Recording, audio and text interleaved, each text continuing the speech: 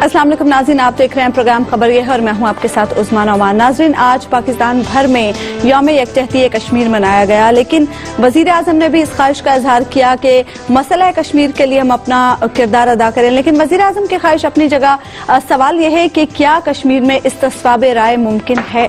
हारून साहब, क्या एक दिन मनाना कश्मीरियों के साथ इजहार यकजहती के लिए काफी है? ये मस्खरापना है। मतलब ये है कि कोई हमारी पॉलिसी नहीं कश्मीर। हद ये है कि कश्मीर कमेटी के चेयरमैन है मौलाना फजलुर रहमान, वो ऑन रिकॉर्ड हैं। हबीब साहब को बड़ा सदमा पहुंचेगा क्योंकि उनके बड़े मद्दाह हैं कि भाई वो ऑन रिकॉर्ड हैं कि मैं इसको जहाद ही नहीं मानता। यानी कश्मीरी अपनी आज़ादी के लिए जो स्ट्रगल कर रहे हैं, जिसमें स्ट्रेटेजीज की गलतियां हो सकती हैं। ठीक, गलतियां तो होती हैं, सब लोग गलतियां करते हैं, काज उनका ठीक है ये नहीं है।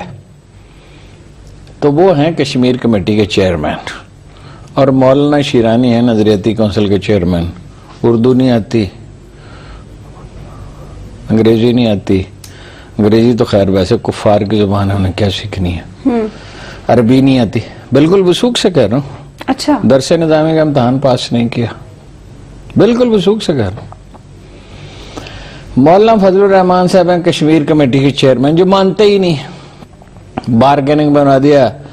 एक और भी साहब थे, उनको पीपल्स पार्टी ने बना दिया कि बाल अहमद खां मेरे दोस्त थे, बड़े अजीज, बड़े मोहतरम। तो मैंने कहा आप बन गए चेयरमैन तो मैं क्यों नहीं बन सकता? अच्छा, उन्होंने कहा आओ जी तशरीफ लाओ, तुसी बन जाओ। हैं, वो शेख रशीद है तो ऐसे ही, उसने फिक्र चुस्त किया उन पे कि दुआए कुनूत तक तो आती नहीं है, और नजरियाती काउंसिल के चेयरमैन थे। भाई ये हाल है भाई, कोई पॉलिसी बनाए। पॉलिसी क्या है? वेरी सिंपल, बिल्कुल, let the people decide their own fate. कहते हैं जी कश्मीर पे जो अक़वाम मुत्तहिदा की करारदादें हैं वो पुरानी हो गई। क्या चीज पुरानी हो गई? इंसान का जिंदा रहने का हक पुराना हो गया, इंसान का अपनी किस्मत का फैसला हक का, उसका फैसला करने का हक पुराना। क्या चीज पुरानी हो गई? कोई पॉलिसी नहीं है। अब मैं वो तल्ख बातें दोहराना नहीं चाहता जो नवाज शरीफ साहब कहते रहे हैं कश्मीर के बारे में, लेकिन खुदा का शुक्र है कि ट्रैक पे आ गए, तो अच्छी बात है ट्रैक पे आ गए। लेकिन कोई कंसिडर्ड पॉलिसी नहीं है, तरजीहात तय नहीं है। अली गिलानी से पूछें, एक आदमी 60 साल से मक्तल में खड़ा हुआ है, 80-85 साल की उम्र है, 60 साल से मक्तल में खड़े हुए हैं, उनको कत्ल करने की कोशिशें की गई, जिंदगी का बड़ा हिस्सा जेल में गुजर गया। यासीन मलिक हैं हमारे दोस्त, माशाल्लाह, उनकी राय से तो हमें इख्तलाफ है, लेकिन बहरहाल खड़े हुए हैं। शब्बीर शाह खड़े हुए हैं, और लोग हैं खड़े हुए हैं, कश्मीरी खड़े हुए हैं। हमने उनके साथ क्या किया? कभी तो हम ये कहते हैं कि भाई उड़ा दो सारी तनसीबात और ये और वो और फलां, और कभी ये है कि हम उन्हें मॉरल सपोर्ट तक देने के लिए तैयार नहीं होते। भाई अगर आप सीरियस हैं खुदा के लिए, मौलाना फजलुर रहमान की जगह किसी माकूल आदमी को कश्मीर कमेटी का चेयरमैन बना दे। ठीक, यानी मैं ईमानदारी से कहता हूँ हबीब साहब को बना दे। अच्छा नहीं, हबीब साहब ये तो नहीं करेंगे ना कि भाई दिल में तो ये है कि इनको आजाद नहीं होना चाहिए, और जुबान से ये कहें कि होना चाहिए। भाई आदमी की कोई तो कमिटमेंट होनी चाहिए। हबीब साहब अगर आपको मिले तो आप कबूल करेंगे? नहीं, किसी को बना दे। नहीं, मैं एक मिसाल के तौर पे बात किया है, मुराद रेडिकूल करना नहीं है। भाई नवाबजादा नसरुल्लाह खां थे, बूढ़े आदमी थे, यानी फिजिकल एनर्जी खत्म हो चुकी थी। ठीक, हर दूसरे तीसरे महीने दौरे पे जाते थे, और मुझे याद नहीं पड़ता कौन था कैपिटल था, इंपॉर्टेंट कोई कैपिटल था। किसी मगरबी अखबार में ने पूछा कि मिस्टर नसरुल्लाह खां, वो तो नवाबजादा तो जाहिर नहीं कहता था ना, ये एटम बम आपने किस लिए बनाया? उन्होंने कहा रोज़ा क़यामत के लिए नहीं बनाया, it's not for the doomsday. देखिए कोई प्रेशर बिल्ड कोशिश करते थे। ठीक, देखिए नतीजा इंसान के हाथ में नहीं है, नतीजा अल्लाह के हाथ में। बिल्कुल। अच्छा हबीब साहब, एक बड़ी अफसोसनाक बात जो आज मैंने फील की, एक इंटरनेट पर मैंने एक रिपोर्ट देखी, किसी निजी टीवी की रिपोर्ट थी, और उसमें अवाम की राय आज के दिन के हवाले से ली गई थी, और अवाम की अक्सरियत आज के दिन को सिर्फ एक छुट्टी का दिन समझती है। دیکھیے بات یہ ہے کہ ایک رپورٹ کی بنیاد پر ہم فیصلہ نہیں کر سکتے کہ عوام کی اکثریت کیا سوچتی ہے. دیکھیے چند لوگوں کو منتخب کر کے ایک ٹیلی ویژن چینل یا کوئی اخبار اس طرح کی رائے دے دے کہ جناب اسے کشمیر ڈے کا نہیں پتا یا اسے کشمیر کے مسئلے کی ماہیت اور نوعیت کا نہیں اندازہ, تو میرا خیال ہے کہ یہ کوئی بہت زیادہ. یہ بھی کہا کہ ہمارے تو اپنے اتنے مسئلے ہیں, پہلے وہ تو دیکھیے بات یہ ہے کہ یہ سارے مسائل ساتھ ساتھ چلتے ہیں. سوشل میڈیا پہ کبھی ڈیپینڈ نہ کریں. یہ کوئی دیکھیے کوئی دلیل نہیں ہے, سارے مسائل ساتھ ساتھ چلتے ہیں. میرے گھر کا مسئلہ یس ہے, لیکن ایسا نہیں ہو سکتا کہ میں اپنے پڑوسی کے مسئلے سے غافل ہو جاؤں. یہ اس بات کی دلیل نہیں. اگر اس طرف آگ لگی ہوگی تو ہمارے پڑوسی نہیں ہے, وہ ہمارا حصہ ہے, ہمارا حصہ ہے وہ. تو میرا خیال ہے کہ اس طرح کی بات نہیں. اور پھر آپ دیکھیے کہ آج کے حوالے سے جو آج کا یوم کشمیر ہے, اس میں ایک بہت امپورٹنٹ بات ہے کہ بلوچستان کے تقریباً تمام شہروں میں اور ایسے شہروں میں جہاں کے بارے میں ہم سوچتے ہیں کہ جناب وہاں پہ بڑی سخت قسم کی انسرجنسی ہے اور بڑے وہاں پہ لوگ پاکستان کا نام سننا نہیں چاہتے. آپ مستونگ میں, مند میں, مشکل میں, اوران میں, تربت میں, کیچ میں, جہاں پہ آپ جائیں تو آج وہاں پر یوم کشمیر کی ریلیاں نکلی ہیں. وہ تو میرے بھائی جنرل جنجوا کی وجہ سے ہے. آج کل مجھ سے بہت ناراض ہیں, فون وہ نہیں سن رہے, لیکن وہ وہاں پر لیکن انہوں نے دل جمعی کے ساتھ وہاں جو 3 برس کام کیا ہے, لوگوں کو ایجوکیٹ کیا. یہی طریقہ ہوتا ہے, تو لوگوں کو ایجوکیٹ کریں, لوگوں کو بتائیں مسئلہ کیا ہے. اگر ہم کھڑے ہو جاتے رائٹ فرام 48 میں ہوا, 50 میں ہوا وہ ریزولوشن اقوام متحدہ کا رائے شماری کا, اگر ہم ساری دنیا کو بتاتے کہ یہ 1 کروڑ آدمی ان کا حق خود ارادیت کا مسئلہ ہے, انہوں نے اپنی فیٹ ڈیسائیڈ کرنی ہے, تو لیٹ دیم ڈیسائیڈ. جو بھی وہ فیصلہ کریں, مثلا وہ یہ فیصلہ کریں کہ ہم نہ انڈیا سے ملتے ہیں نہ پاکستان سے, وہ یہ فیصلہ کریں ہم انڈیا سے ملتے ہیں. بالکل تو بھائی ان کا معاملہ, ہم کون ہیں؟ ہم تو انہیں مارل سپورٹ انسان ہیں یار. کوئی بھیڑ بکری, بھیڑ بکریوں پہ بھی یہ آپ نہیں کر سکتے. بھائی آپ ان کی قسمت کا فیصلہ کریں. تو اب کمال ہے کہ یعنی نواز شریف, میں کہنا نہیں چاہتا تھا لیکن نواز شریف صاحب نے, آپ کو یاد ہے پچھلی الیکشن کمپین میں مظفر آباد میں کھڑے ہو کر کہہ دیا کہ پاکستانی فوج نے اتنے ظلم کیے ہیں کشمیریوں کے پہ, انڈینز نے نہیں کیے. دیکھیں اب ماشاءاللہ وہ پٹڑی, اب اس کا گلہ نہیں کرنا چاہیے, اب وہ پٹڑی پہ چڑھ گئے, اب بات ٹھیک کر رہے ہیں. میرا خیال ہے کہ اب بھی وزیر اعظم جو ہے اگر پہلے اس انتہا پہ تھے جو آج انہوں نے تقریر کی ہے مظفر آباد میں, اب وہ دوسری انتہا پہ چلے گئے.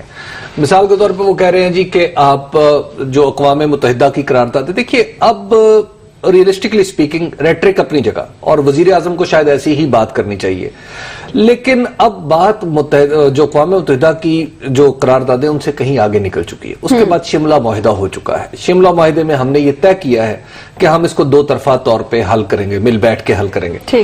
اور دیکھیے کسی حد تک حبیب صاحب آپ تو بادشاہ آدمی ہیں, جب رعایت دینے پہ آتے ہیں ایسی رعایت. بھائی ٹھیک ہے 2 طرفہ ہونا چاہیے شملہ معاہدہ, لیکن 2 طرفہ نتیجہ خیز تو ہونا چاہیے نا. 2 طرفہ کا کیا مطلب ہے کہ کشمیری غلام رہے؟ بالکل نہیں, اپنی قسمت کا فیصلہ نہ کر سکیں. ہارون صاحب دیکھیے اب آپ فگرز دیکھیں, مجھے کوئی زبانی یاد نہیں ہے, 1 لاکھ سے اوپر آدمی قتل ہو گئے یا 80,000 ہو گئے, 90, چلو 70,000 ہو گئے, 60 کم و بیش 30-40 ہزار ٹارچر سیلز میں ہیں. کتنے قبرستان آباد ہو گئے؟ How long. بالکل ایسے ہی ہے. اچھا پھر جو کشمیر کی عورتیں ہیں, جو کشمیر کی خواتین ہیں, انہوں نے کتنا ظلم سہا ہے, اس کے لیے الفاظ نہیں.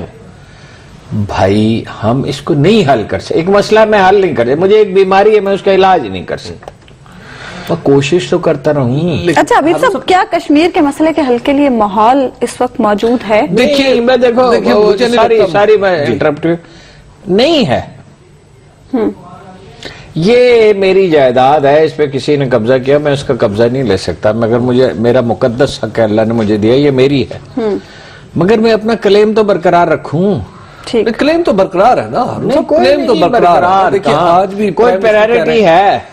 کسی وزیر کو آپ سنتے ہیں, کسی گورنر کو آپ سنتے ہیں, کسی سرکاری پارٹی کو چھوڑ دیں, ہم بھی سرکاری پارٹی پہ بہت زیادہ وہ اصرار کرتے ہیں. عمران خان صاحب کتنے ہارون صاحب ایک منٹ عمران خان صاحب کتنے بیان دیتے ہیں؟ میرا خیال ہے کہ وہ اب تھوڑی سی ہمیں پیپلز پارٹی والے کتنے بیان دیتے ہیں؟ ہارون صاحب اچھا سراج الحق صاحب بیانات کی وجہ سے ہی کھڑا کیا ہوا ہے. مسئلہ یہ ہے کہ جو دونوں بات ہی نہیں کرتے، دونوں طرف سے ہم لوگوں نے جو انڈیا کی طرف سے بھی اور پاکستان کی طرف سے بھی یہ جو بیانات ہے نا، انہوں نے اپنی اپنی پوزیشن کو اتنا اسٹرکٹ کر لیا ہوا ہے کہ جس کی وجہ سے ہمارے لوگ تیار نہیں ہوتے. ایک میس ہے. ایک بریک لے لیتے ہیں یہاں پہ ہم ناظرین، اور بریک کے بعد ہم بات کریں گے کہ پاکستان مسئلہ کشمیر کے لیے کیا کر سکتا ہے. ویلکم بیک ناظرین. بریک پر جانے سے پہلے ہم بات کر رہے تھے یوم یکجہتی کشمیر کے حوالے سے. حبیب صاحب، کیا پاکستان کشمیر کے لیے کوئی بڑا ڈیسیجن لے سکتا ہے؟ دیکھیں یہ صرف پاکستان نہیں لے سکتا. اگر پاکستان کوئی ڈیسیجن لے بھی لے تو اس کا کیا فائدہ؟ یہ دو طرفہ نہیں بلکہ سہ طرفہ ڈیسیجن ہے. یعنی اس فیصلے، ایک ایسا فیصلہ جس پر یعنی کشمیری عوام، پاکستانی عوام، پاکستان کے تمام پاور کے سٹیک ہولڈرز، اسی طرح انڈیا کے جو پاور سٹرکچر ہے اس کے سٹیک ہولڈرز کسی چیز پر متفق ہوں گے تو اسے ہم کہیں گے کہ وہ فیصلہ قابل قبول ہوگا اور وہ بڑا ہوگا. دیکھیں اس وقت تک جو مختلف سکیمز چل رہی ہیں یعنی کشمیر کے مسئلے کے حل کے لیے، ریٹرکس اپارٹ، یہ جس طرح ہمارے وزیر اعظم بات کرتے ہیں کہ جناب یہ جو ہے اقوام متحدہ کی قراردادیں، یا آپ انڈیا کی طرف سے آوازیں سنتے ہیں جی اٹوٹ انگ ہے یہ ہمارا کشمیر کہیں نہیں جائے گا، یہ ریٹرکس اپارٹ. دیکھیں ریئلسٹکلی سپیکنگ جو بیک چینل ڈپلومیسی تھی جسے ٹریک 2 ڈپلومیسی کہا جاتا تھا، اس میں بہت ساری چیزیں طے ہوئی تھیں. اور اس میں مثال کے طور پہ کشمیر میں آپ کو یاد ہوگا کہ ایک دفعہ جنرل پرویز مشرف پاکستان کی روایتی پوزیشن سے تھوڑا سا پیچھے آ گئے تھے اور انہوں نے کہا تھا جی کشمیر کو توڑ دیں، کشمیر کو یوں کاٹ دیں، کشمیر چناب فارمولا اور یہ فارمولا، وہ کئی سافٹ بارڈرز کی بات، سافٹ بارڈرز کی. لیکن اس میں جو سافٹ بارڈرز کی بات ہے اس کو لے کے بات آگے چلی اور اب نوبت یہاں تک پہنچ رہی ہے. دیکھیے پاکستان اور انڈیا کے درمیان 3 کنٹینشس ایشوز تھے. سر کریک، یعنی اگر ہم ساؤتھ سے شروع ہو جائیں، نارتھ میں ہمارا مسئلہ تھا سیاچن، اور اس کے بعد نارتھ ویسٹ میں ہمارا مسئلہ تھا کشمیر. سر کریک میری معلومات کے مطابق بڑی حد تک وہ مسئلہ حل ہو چکا ہے. ٹھیک. اس کے علاوہ جو سیاچن ہے اس کے اوپر کچھ چیزیں آگے بڑھ گئی ہیں، بہت آگے بڑھ گئی ہیں، کسی ایک نتیجے پہ پہنچ چکے ہیں، لیکن اس کے لیے وقت کا انتظار ہے اس فیصلے کی امپلیمنٹیشن کے لیے. اور فیصلہ یہ ہوگا کہ ہم اپنی فوجیں جو ہیں وہ پیچھے لے جائیں اور 1980 کی پوزیشن پہ لے جائیں، یعنی سیاچن جو ہے وہ ایک غیر فوجی علاقہ ڈکلیئر ہو جائے. لیکن کشمیر وہیں کا وہیں. کشمیر کے اوپر ایک بات ہو چکی ہے. کشمیر کے اوپر یہ تمام سٹیک ہولڈرز پاکستان میں انہیں بھی پتا ہے اور انڈیا میں بھی لوگوں کو پتا ہے.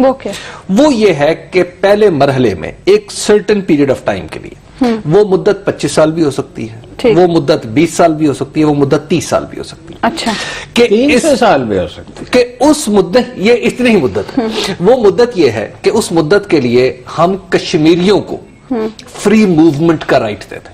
اچھا، یعنی جو آزاد کشمیر کے لوگ ہیں اور مقبوضہ کشمیر کے لوگ ہیں یہ اپنی حد تک پورے کشمیر میں آزادانہ بلا روک ٹوک آ جا سکتے. میں آپ سے گزارش کرتا ہوں. دوسرا یہ ہے میں جو حل جو ہے میں وہ آپ کو واضح کر جو آج کل ڈسکشن میں ہے، اور وہ یہ ہے کہ ان چونکہ اپنی اپنی اسمبلیاں بھی ہیں ان دونوں کی، ہمارے ہاں کشمیر کی اپنی اسمبلی، مقبوضہ کشمیر میں ایک اور اسمبلی. ان دونوں اسمبلیوں سے نکال کے ایک الگ سے ایک فورم بنایا جائے جہاں پہ دونوں طرف کے لوگ بیٹھے اور مشترکہ طور پر جو مشترکہ معاملات ہے انہیں حل کریں. اس کے بعد پھر جب وہ پیریڈ گزر جائے تو اس کے بعد پھر معاملہ دوبارہ بیٹھ جایا جائے اور دیکھا جائے کہ کیا حل ہے. یہ ایک ٹریک 2 کا نتیجہ تھا جس کے اوپر یہ ٹریک 2 والوں ساروں کو میں جانتا ہوں. مطلب میں کوئی سخت لفظ نہیں استعمال کرنا چاہتا ہوں. نکمے لوگ جتنے ملک میں تھے نا وہ بھرتی کر کے ٹریک 2 میں بھیج دیے گئے. یہ بھی جانتے ہیں، بعض کو میں بھی جانتا ہوں. اچھا، جن کی بیویں بھی ان کی بات نہیں مانتی، پڑوسی بھی نہیں ان کی سنتے، دفتر والے بھی ان پہ اعتبار نہیں کرتے. یہ میرا پلاٹ ہے، یہ کسی نے قبضہ کیا ہوا، یہ ایک سالس ہے. یہ اس پلاٹ پہ ایسے فیصلہ ہونا چاہیے کہ وہ قبضے والا بھی مطمئن ہو، سالس بھی مطمئن ہو اور میں بھی. مسئلہ ملکیت کا نہیں ہے نا، مسئلہ ملکیت کا نہیں ہے. میں تو وہ پہلے ہی واضح کر چکا ہوں، لیٹ دا کشمیری ڈیسائیڈ. جو لوگ کسی خطہ ارض میں رہتے ہیں انہیں اپنی قسمت کا فیصلہ کرنے کا اختیار ہونا چاہیے. سادہ سی بات ہے، پالیسی بالکل واضح. لیٹ دا ایوری ون نو، ساری دنیا میں لوگوں کو بتائیں کہ یہ لوگ ہیں، 1 کروڑ انسان ہیں، بھیڑ بکریاں نہیں ہیں، ان کو اپنی قسمت کا فیصلہ کرنے کا ہارون صاحب ساری دنیا کو پتہ نہیں ہے. نہیں پتہ، بار بار ان کو بتائیں. نہیں کوئی نہیں پتہ تھا. میں ایک دفعہ कैलिफोर्निया से न्यू यॉर्क आ रहा था तो मैंने देखा कि वो एक बेस बॉल के 6 फुट 6 इंच के खिलाड़ी उसमें शरीक, वो 6 foot 6 foot 4 inch 6 inch 7 inch तक होते हैं और उनमें से किसी को अंग्रेजी भी नहीं आती थी। दुनिया को कोई दिलचस्पी नहीं होती, दुनिया को अपने मामला से दिलचस्पी होती है। लोगों को बताना पड़ता है, इंसान को समझाना पड़ता है क्या है। लोगों को बताएं कि ये लोग हैं और ये अपनी किस्मत का फैसला ये तो हमने किया ही नहीं। बाबू बैठे हुए हैं एम्बेसी में।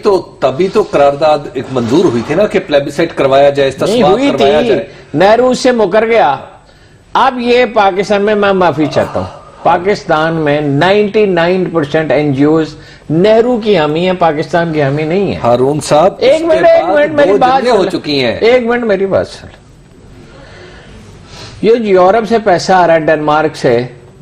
एक बड़ा दानिश्वर टीवी पे आता है और कहता है कि मोदी जाने तो कश्मीरी जाने, इसलिए कि उसको 3, 4, 5 लाख रुपए महीने के मिलते हैं किसी एनजीओ से।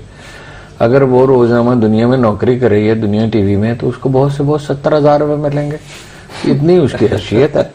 अब एनजीओ उसको एक स्वीडन की देती है, स्वीडन की नहीं देती, ये देती है। तो एक बड़े बड़े अंग्रेजी अखबार में बड़े बड़े दानिश्वरों के मजमून छपते हैं। मैं सोचता हूँ यार इसकी बीवी इसकी बात नहीं सुनती, इसके चौकीदार इसको सीरियसली नहीं लेता।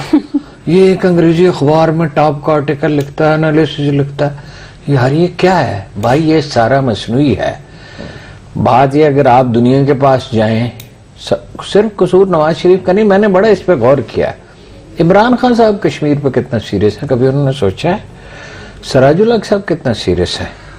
एक अपना मैं नाम नहीं लूंगा, कुछ लीडर हैं जिनको काबुल से $10,000 महीना मिलते रहे, किसी को मॉस्को से मिलते रहे, किसी को वाशिंगटन, किसी को अखबार रवीस हैं कितने 4-5 दर्जन को मैं जानता हूं। दुबई में पैसे लेते हैं, दिल्ली में लेते हैं, काबुल में लेते हैं, वाशिंगटन में लेते हैं।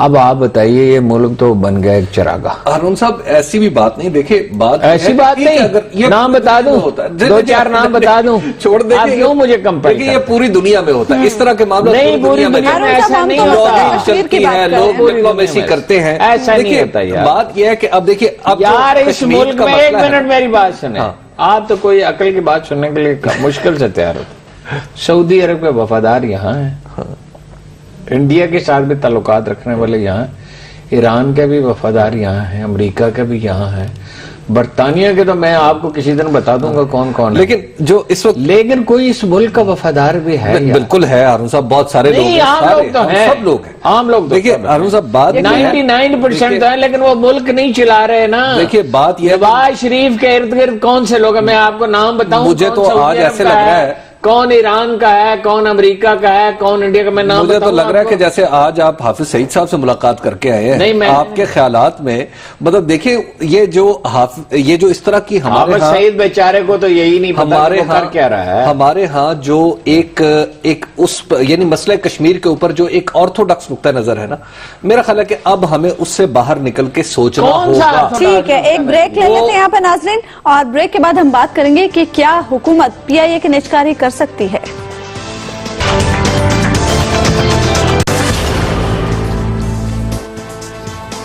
वेलकम बैक नाज़रीन, अब हम बात करेंगे PIA की निजकारी के तनाज़े के हवाले से, जो कि शिद्दत इख्तियार करता जा रहा है और 62 सालों में पहली बार PIA का फ्लाइट ऑपरेशन मुकम्मल तौर पर मुअत्तल हुआ है। हारून साहब, 2 बंदे मर गए, मुलाजमीन इस वक्त सड़कों पर बैठे हैं, जबकि मुसाफिर ख्वार हो रहे हैं, ताजिर अलग परेशान है कि उनकी फ्लाइट्स के मुअत्तल होने की वजह से उनका सामान नहीं इधर उधर जा पा रहा। क्या हुकूमत एक कदम पीछे नहीं हट सकती? क्यों हुकूमत एक कदम पीछे हटे? देखिए, गुजारिश ये है कि PIA के मुलाजमीन बुनियादी तौर पर कसूरवार नहीं, ये बात सही है कि उनको 30-40 साल में हुकूमतों ने बिगाड़ा है, जो मर्जी करते रहे, उनका एहतसाब नहीं। कि आखिरी आदमी जावलक था, ये जो हमारे लेफ्ट के दोस्त हैं, ये तो ये कहते हैं कि हजरत आदम अलैहिस्सलाम से लेके आज तक दुनिया में जितनी खराबियां हुई, जावलक उसका जिम्मेदार है। मतलब ये 6000 साल पहले हमराबी के दौर में अगर कोई आदमी कत्ल हुआ था तो जावलक की वजह से हुआ था। लेकिन आप भी तो उसे फरिश्ता ना समझे। नहीं, फरिश्ता तो खैर है ही नहीं, उसने तो ब्लंडर्स किए, गलत है तो नहीं। गुजारे ये है, भुट्टो साहब ने भर्ती की, उसमें सिंधी भर्ती की है भुट्टो साहब ने, होने चाहिए थे सिंधी। सिंधी इस मुल्क के शहरी, उनका पूरा राइट है। ठीक, لیکن سفارش میں نہیں ہونا چاہیے, میرٹ میں ہونا چاہیے. بینظیر نے کیا, زرداری, نون لیگ اس میں جتنی میں نے تحقیق کی کوئی خاص قصوروار نہیں, سوائے اس کے کہ مشاہد اللہ کی سرپرستی کی. مگر مشاہد اللہ کے بھائیوں کا قصہ وہ نہیں ہے جو عام طور پہ بیان کیا جاتا. اچھا. مشاہد اللہ کے بھائی بہت پہلے بھرتی ہوئے تھے, 30-40 سال پہلے, ترقی کرتے کرتے اوپر گئے. ہو سکتا ہے کوئی اس میں ہو اناملی ہو, کوئی گڑبڑ ہو, لیکن کوئی اس میں چیز نکلی نہیں ہم نے جتا کی. اب نواز شریف اگر ایک کام ٹھیک کرنا چاہ رہا ہے ہم کیا کریں؟ نواز شریف کہ اللہ ایک ہے تو ہم کہیں نہیں دو ہے. نواز شریف کہے کہ سورج مشرق سے چڑھتا تو ہم کہیں مغرب سے چڑھتا. بات یہ ہے اتنی ہمت تو اس میں نہیں ہے کہ اس کو پرائیویٹائز کر دے, جو کرنا چاہیے. بس کی بات نہیں ہے ان کا.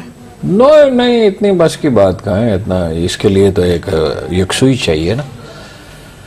26% شیئر بیچنا چاہتے ہیں. کل کھوسا صاحب نے کہا دنیا ٹی وی کے ایک پروگرام میں کامران صاحب کے کہ وہ چودھری منیر صاحب کو دے رہا ہے.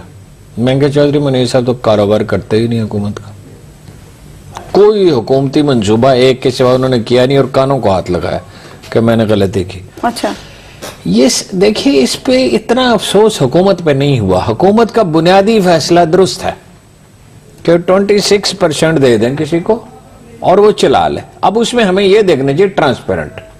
اب اس میں ہمیں یہ دیکھنا چاہیے کہ وہ ایسی کمپنی ہو جو چلا لے, واقعی چلا لے, اس میں کوئی اقربا پروری نہ ہو, کوئی ذاتی تعلقات.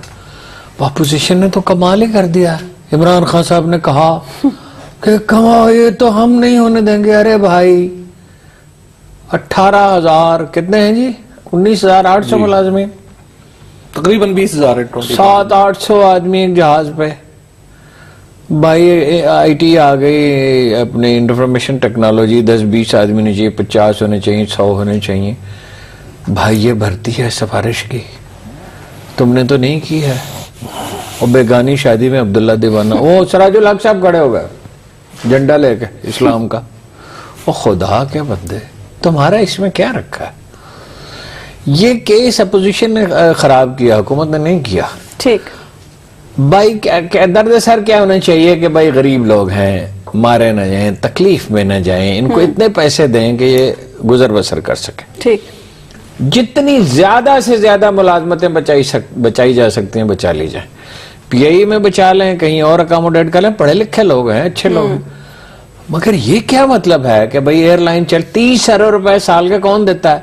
وہ مزدور جو صبح پلاسٹک کی چپل پہن کے, پرانی چادر اوڑھ کے 300 روپے کی نوکری کرنے کے لیے جاتا ہے, جس کا صرف ایک درد سر ہے کہ 2 کلو آٹا خرید سکوں, وہ اس کی پرائس پے کر رہا ہے. یہ اپوزیشن کیا کر رہی ہے اس معاملے؟ اچھا حبیب صاحب, ہارون صاحب یہ کہتے ہیں کہ نجکاری ہونی چاہیے, مگر کیسے ہو؟ دیکھیے, سب سے پہلے تو بنیادی بات یہ ہے کہ کیا نجکاری واحد آپشن ہے؟ اصل بات یہ سوچنا, کوئی اور آپشن ہے؟ دیکھیں نجکاری میرا خیال میں اس وقت ایک تو آپشن نہیں ہے, اور دوسرا یہ کہ حکومت کر نہیں سکتی, خاص طور پر جو 2 افراد کی ہلاکت کے بعد. یہ جو ہماری حکومت ہے, انفارچونیٹلی یہ ماڈل ٹاؤن کے واقعے میں بھی ایک اس کے اوپر ذمہ داری آتی ہے, اور اس واقعے میں بھی مس ہینڈلنگ کی ذمہ داری حکومت پر ہی آتی ہے. آپ چاہے اس کو پولیس پہ ڈالیں, جو کچھ بھی مرضی کریں. اس واقعے کے, اور جتنا بڑا یہ پولیٹیکل ایشو بن گیا ہے, میرا نہیں خیال کہ حکومت اب اس کو نجکاری اس کی کر سکتی. اب حکومت کو چاہیے کیا؟ آخر کیا حکومت نے نجکاری کرنا اس کی ضد بنا لی ہے, یا حکومت کے پاس کوئی اور آپشن نہیں؟ وزیر اعظم نے کہہ دیا ہے کہ واپسی کا کوئی نہیں, حکومت تو نجکاری کر ہی نہیں رہی. نجکاری تو حضور میں کہہ رہا ہوں, حکومت کی کیا ہمت ہے نجکاری کرے؟ یہ اپنے برادرم نواز شریف صاحب گوال منڈی والے یہ نجکاری کر سکتے ہیں. دیکھیں یہ انہوں نے نجکاری کا سب سے بڑا پروگرام یہ تو کے دور میں یہ چلا, یا پرویز مشرف کے دور میں چلا. دیکھیں ہارون صاحب, یہ جو حکومت ہے لیس از فیئر کی قائل ہے, یہ بات ٹھیک ہے. اس حکومت کا خیال یہ ہے کہ یہ نجکاری کرنی چاہیے, لیکن بات یہ ہے, سوال یہ ہے کہ کیا نجکاری آخری آپشن ہے؟ خیال ہے یہ حکومت تو 26% شیئر بیچ رہی ہے, شراکت داری کر رہی ہے. مطلب سیم, مطلب آپ سیم کیسے ہو گیا ہارون صاحب؟ اس کی وجہ یہ ہے کہ آپ اس کو نجی شعبے کے حوالے کر دیں گے نا بنیادی طور پہ, مینجمنٹ حوالے کریں گے نا آپ. دیکھیے بات یہ ہے کہ شیئر تو 74% آپ کے پاس ہی رہیں گے نا. دیکھیے جب ہمارے جب یہاں کے ملازمین, اچھا میں کتنی معقول بات کروں نا حبیب صاحب, میں آپ کو عرض کر رہا ہوں. اچھا لوگ پوچھتے ہیں یہ سکرپٹڈ ہے جناب, یہ آپ طے کرتے ہیں جی؟ دیکھیے بات یہ ہے کہ پی آئی اے ایک ایسا فلیگ کیریئر ہے ہمارا پاکستان کا, جس کے سارے روٹس جو ہے وہ کوئی فائدہ مند نہیں ہے. کیا کہنا؟ ہمیں لندن کے نہیں ہیں، نیو یارک کے نہیں ہیں، تو آپ دیکھیے مڈل ایسٹ کے ہیں، ملائیشیا کے ہیں. ہمیں کچھ فلائٹس ایسی چلانی پڑتی ہیں جو بہرحال جن کے اوپر چلانے میں فائدہ نہیں ہے، لیکن ہمیں اپنی یونٹی کے لیے چاہیے. مثال کے طور پہ کراچی سے لورا لائی، ٹھیک ہے، یوب، ٹھیک ہے، اس کے بعد کو الگ کر دینا. اب ار سن لیں نا، اسی طرح ڈیرہ اس کے لیے سبسیڈائز کر دینا، وہ تو یہ کون سا مسئلہ. اس کے بعد سن لیں، آپ بات سن لیں تو پھر بات واضح ہو جائے گی. 2010 میں ایک باقاعدہ پلان بنا تھا جو پی آئی اے کے اپنے لوگوں نے بنا کے دیا تھا. انہوں نے کہا تھا کہ حکومت کو کہ آپ یہ پلان لے لیں، 3 سال کی مہلت دے دیں، 3 سال میں ہم تقریباً 4,500 ملازمین بھی کم کر دیں گے آٹومیٹکلی، کیونکہ ریٹائرمنٹس ہوں گی اور لوگ خود بخود گھر چلے جائیں گے. یہ پلان پی آئی کا پروفیشنل لوگوں نے بنا کے دیا. صلاح الدین ایوبی نے بنا کے دیا. اچھا، اس کے بعد اعظم نے بنا کے دیا تھا وہ پلان جو ہے. کبھی کارکنوں نے بھی کوئی ادارہ سنبھالا. ہارون صاحب ابھی میں کل مطالبہ کروں یہ دنیا ٹی وی میرے اور حبیب صاحب کے حوالے کر دیں، ہم چلا لیں. بھائی ایسا کوئی دنیا میں ہوتا ہے. لیکن ہارون صاحب اس کے لیے تجاویز دے سے ہارون صاحب جتنی پی آئی اے ایک آدمی کی ہے اتنی پی آئی اے آپ کی اور میری بھی ہے. بات یہ کہ ایک اسٹیٹ ایسٹ ہے، میں نے تو پی آئی کا جب اسٹیٹ ایسٹ ہے تو اس کو اسٹیٹ ایسٹ ہے تو اس کے اوپر ہمیں بہت ڈیلیبریشن کرنی چاہیے. اب تو معاملہ یہ ہے کہ وہ ان ڈیلیبریشن سے آگے، اب پہلے تو حکومت ایک قدم پیچھے اٹھائے، اس کے بعد لوگوں کو بلائے. دیکھیے پی آئی اے کا مسئلہ پی آئی کے ملازمین سے زیادہ سیاستدانوں نے خراب کیا ہوا ہے. اور جو پی آئی اے ہے نا، پی آئی کے اوپر آپ کی فکر بالکل ٹھیک ہے جی، 700 لوگ ہیں، لیکن بات یہ ہے کہ دنیا بھر میں انٹرنیشنل سٹینڈرڈ جو ہے بالکل ٹھیک ہے، وہ بھی کم ہے لوگوں کے اعتبار سے، لیکن دنیا بھر میں ہمارے جو ملازمین ہیں پی آئی کے، وہ صرف 17% حصہ ہے اخراجات کا. جی، اور اچھا جبکہ پوری دنیا میں 70% خرابی، جبکہ دنیا میں کیا صورتحال ہے؟ دنیا میں یہ تقریباً 22-24% ہوتا ہے. بھائی یہ بات نہیں، جب ایک جہاز میں 700-800 آدمی ہوں گے وہ کیا آرام سے بیٹھے رہیں گے؟ فارغ آدمی کا دماغ شیطان کا کارخانہ. کیا آپ نے پی آئی اے کو صرف 30 یا 40 جہازوں تک ہی محدود رکھنا ہے؟ آپ نے پی آئی کو بڑھانا نہیں ہے، آپ پی آئی کو بڑھائیں. نہیں، ہم نے نہیں بڑھانا سر، ہم کہتے بند کرو، ہماری جان چھوڑو. اچھا دوسری یہ ہم نے نہیں بڑھانا، بالکل نہیں بڑھانا. میں تو بالکل فلیگ اپنے نیشنل فلیگ کیریئر کو میں تو بند ہوتا ہوا نہیں دیکھنا. نیشنل فلیگ کیریئر میں تو چاہتا ہوں کہ وہ چلے. اچھا پھر آپ ایک اور آپشن کی بات کر رہے تھے. دیکھیے تیسری بات یہ ہے کہ ہمارا ملک جو ہے ایک نمبر 1 نہ تو یہاں پہ کوئی بیرونی سرمایہ کاری اس حساب سے آ رہی ہے کہ ہم توقع کریں کہ یہاں پہ لوگ اٹھیں گے اور ایک دم ایئر لائن ایک دوسری وجود. اللہ اکبر. یہ فلسفے ہیں ہارون صاحب، یہ فلسفے نہیں، یہ فیکٹس آف یہ فلسفے ہیں. 30 ارب روپیہ ملک کا ڈوبتا رہے بھائی، ان کو دے دو 30 ارب روپیہ، ان کو گھر بٹھا دو. اگر آپ نے ملک کو ایک بیلنس شیٹ سامنے رکھ کے چلانا ہے تو اس سے بہتر ہے کوئی دکان چلا لے. یہ ملک ہے، اس میں گھاٹے بھی ہوں گے، منافع بھی ہوں گے. یہ 30 ارب روپے میں اس ملک کے 30-40% آدمیوں کو پینے کا صاف پانی مل سکتا ہے. 30 ارب کا مسئلہ نہیں ہے ہارون صاحب. اصل بات یہ بھی مس گائیڈڈ نمبرز ہے. 30 ارب کا مسئلہ نہیں ہے، یہ ٹوٹل مسئلہ جو ہے. اگر پی آئی اے مسئلہ کیا حبیب صاحب، اس پر ہم بات کریں گے. ایک بریک لے لیتے ہیں یہاں پہ ہم ناظرین.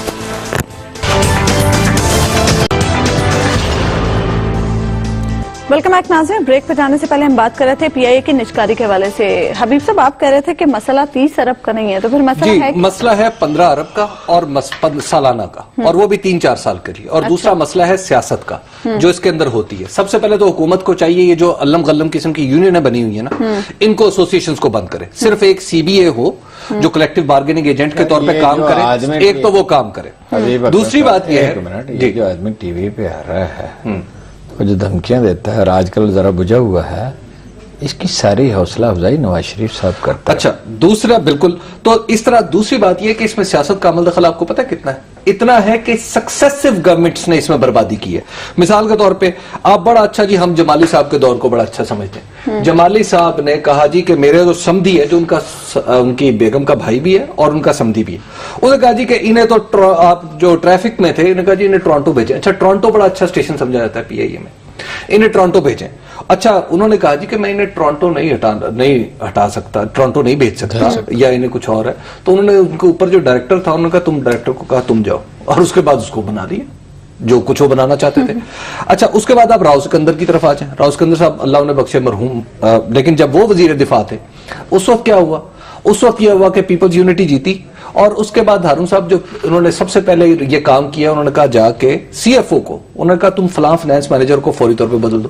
انہوں نے کہا یہ آپ کا کام نہیں ہے، آپ کلیکٹیو بارگیننگ ایجنٹ ہے. انہوں نے کہا اچھا. انہوں نے اس کو گریبان سے پکڑا، اٹھا کے باہر پھینک دیا.